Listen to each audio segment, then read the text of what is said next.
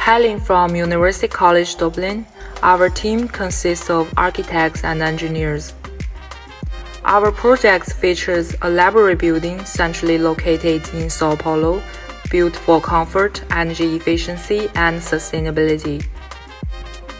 Our design surpasses conventional expectations by providing an optimized solution that considers the entire life cycle of the building. Employing a combination of passive and active design strategies, we have substantially minimized the building's energy requirements. Additionally, the integration of the renewable energy sources significantly reduces carbon emissions throughout the building's lifespan, thus achieving environmental harmony. The set selection also considers the requirements of the original building and the ASHRAE standards 89.1, section 5.3.1. The original building functions as a public library, covering 2651.956 square meters across 4 floors, supporting various functions like reading, meetings, and archive storage. Our library site, Estos Santos, immigrated in São Paulo's Casino district, strategically placed along Dr. Ricardo Griffith Avenue, spans 23,225.82 square meters.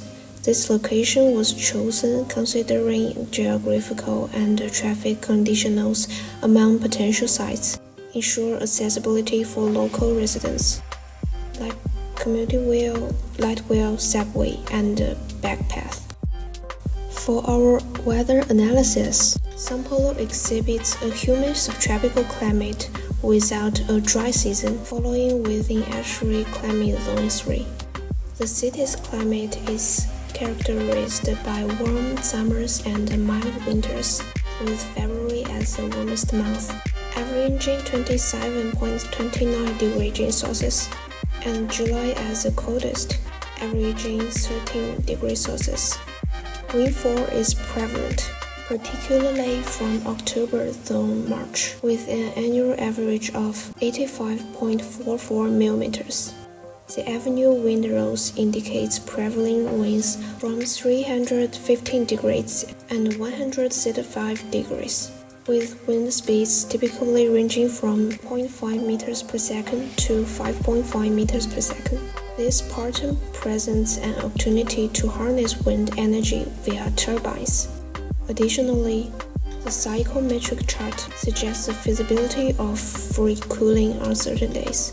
Solar radiation levels are lowest in June, indicating minimal solar energy potential, whereas the summer months exhibit higher radiation values, enhancing solar energy prospects. In our pursuit of energy efficiency, we will consider a range of factors. These include the building's orientation, the selection of materials, lighting systems, plumbing systems, and HVAC technologies. The building's orientation impacts natural lighting, solar exposure, and ventilation.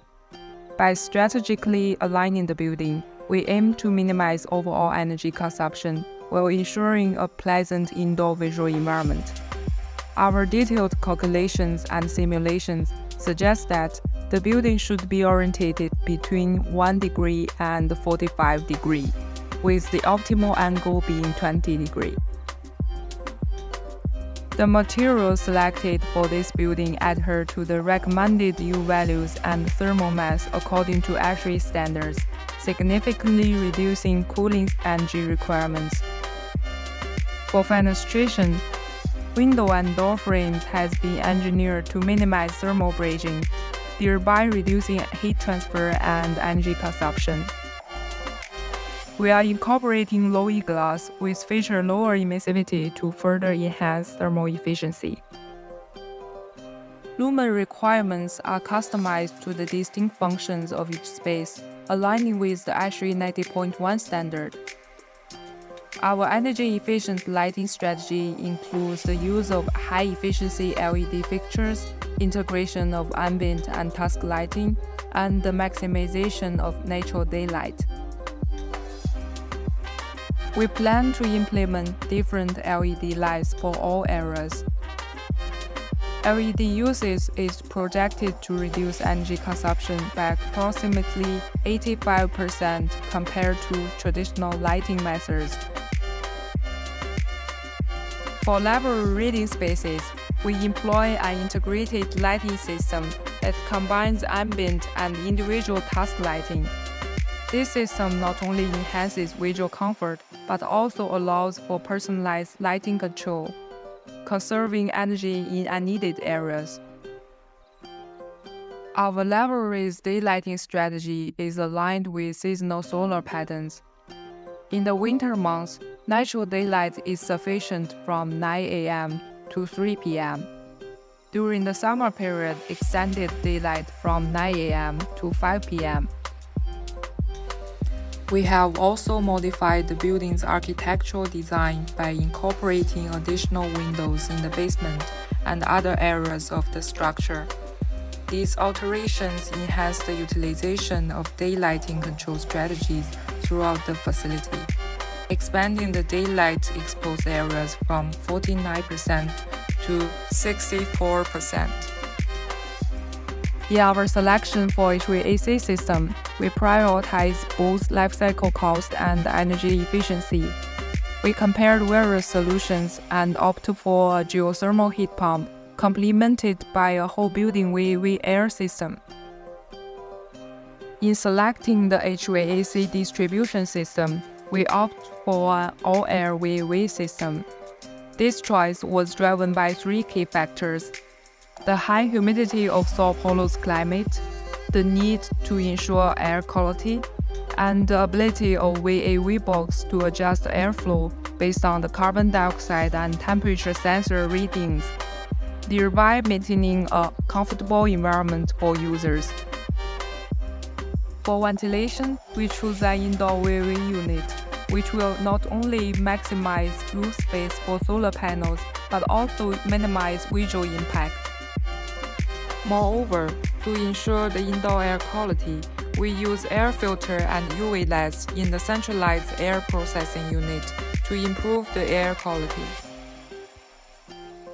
According to Revit simulation, the total water end use for the building is 2,074 cubic meter. The rainwater harvesting system captures surface runoff during heavy rainfall events, storing it in artificial reservoirs for use in the building's toilets. Given Sao Paulo's average annual rainfall, we estimated an annual collection of approximately 3,200 cubic meter. This system significantly reduced the demand on the building's water supply for the toilet usage. In alignment with the building's owner specifications, our HVAC system is segmented into 7 distinct zones. Our temperature and humidity settings based on ASHRAE standard for thermal comfort and also based on the requirements for the different function spaces. As a community library, we cater to a diverse age demographic. Specifically, children represents 12% of our customers, young adults constitute 25%, adults 34%, and the elderly comprise 29%. The library experiences high attendance at 5 p.m. To ensure the thermal comfort of our customers, especially the elderly and children, who are more vulnerable to cold, we have separate reading rooms for these groups on the second floor. After simulation using Design Builder software, the base case building exhibits an annual energy use intensity of 162 kWh per square meter. In construct, the proposed building, which incorporates both passive and active design strategies, achieves an annual energy use intensity of 58 kWh per square meter. This represents a nearly 64% reduction in energy cost compared to the base case and surpasses the benchmark set by ASHRAE standard. Adhering to ASHRAE standard 189.1, we aim to enhance sustainability and energy efficiency within our library building in Sao Paulo. The local climate conditions are conducive to harnessing solar and wind energy as renewable sources of power.